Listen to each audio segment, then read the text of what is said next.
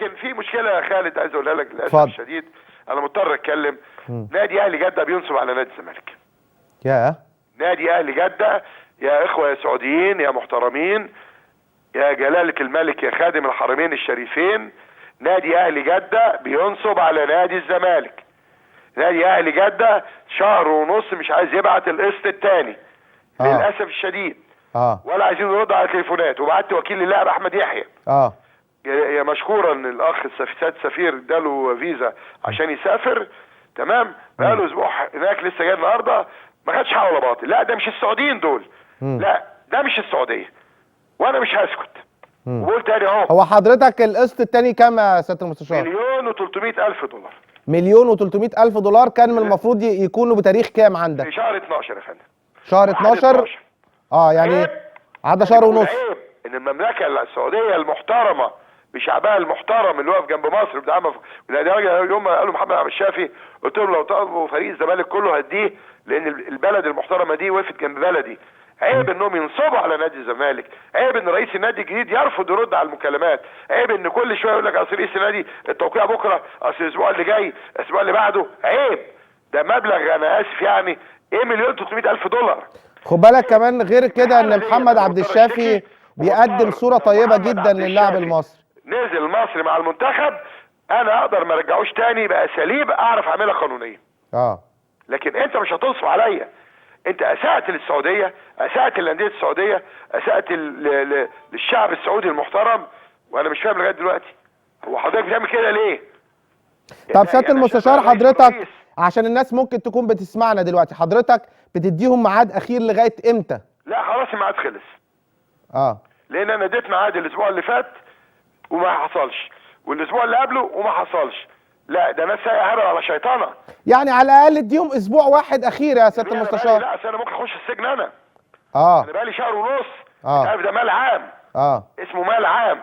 ده عقد بيني وبين السعوديه وبين اللاعب. اللاعب ده ينتقل مقابل مبلغ كذا. القسط الاول سمو الامير فهد بن خالد المحترم دفعه، تمام؟ لما كان مشرف على النادي. وكان رئيس النادي ابن جلاله الملك المرحوم عبد الله، تمام؟ كان ناس محترمين بيتعامل معاهم.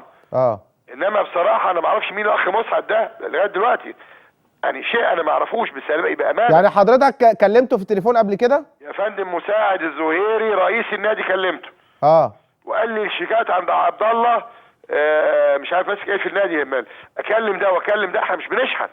حضرتك مش عايز اللاعب رجحولي.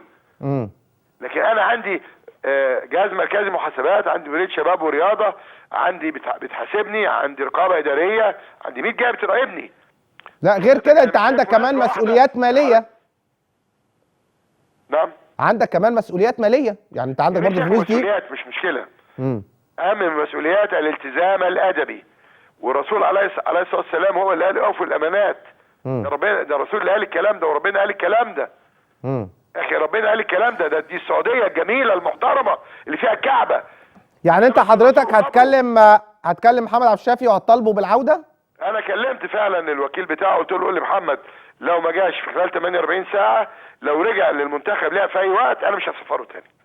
تمام. لان انا ما اقدرش اتحمل المسؤوليه الجنائيه، واخد بالك؟ وانا محتاج بقى باك شمال بصراحه. يعني حضرتك ممكن لو ما دفعتش ده هترجعه وتأيده كباك ليفت لنادي الزمالك؟ ده اللي هيحصل، واخد بالك؟ وهشتكي للفيفا وهوقف القيد لكل فريق اهلي جده، لان للاسف الشديد زي ما بقول لك، انت ليه بتعاملنا كده؟ يعني سيادتك ليه ليه؟ تمام. يعني الزمالك انت عارف ان مشكلتنا مع حسام ابراهيم كان مشكله محمد عبد الشافي. انهم ما كانوش موافقين على سفره. قلت له يسافر. سمو الامير كلمني قال لي يا استاذ مرتضى من فضلك احنا اتفقنا خلاص ما يلعبوش، لعبوا. فاعتذرت لحسام ابراهيم ومشوا الاثنين بسبب الموضوع دوت. وقلت لو اي نادي سعودي طلب فريق الزمالك كله انا تحت امره. يكفي ان الدوله دي زي الامارات، زي البحرين، زي الكويت، زي عمان، وقفوا زي الاردن، واقفين ورا بلدي، وقفوا دعم مادي ومعنوي. انا مش هستكر عليهم لاعب. لكن تيجي حضرتك عمال تديني ميعاد بكره بعده، اصل رئيس النادي مسافر، اصل مساعد زهيري مسافر، لا اصل عبد الله هو اللي معاه. هنهزر؟ حضرتك مش قد المسؤوليه، امشي. انت بتسيء لدوله محترمه اسمها السعوديه، بتسيء للمملكه السعوديه. لا هو عمر ما شخص ممكن يسيء لدوله او مملكه العربيه السعوديه بناسها وشعبها المحترم، يعني هو تصرف شخصي بطريقه غير طبيعيه. ليه بتشوهوا بلد محترمه بنحبها؟ والراجل السفير بصراحه في منتهى الادب والاحترام، سيد سفير احمد قطان، بمجرد ما قلت له في مشكله وعايزين نسفر حد عشان يروح لما زهقنا منهم، فبعت احمد يحيى خد الفيزا في 24 ساعه. طب معلش هو خد الفيزا وراح قالوا له ايه هناك يا سياده المستشار؟ لا بكره الشيك مع فلان، اصل اللي هيمضي رئيس النادي، اصل رئيس النادي في اليابان، اصل بقى في اندونيسيا. ده هزار يا جماعه، بقى لنا 45 يوم في القصه دي. تمام.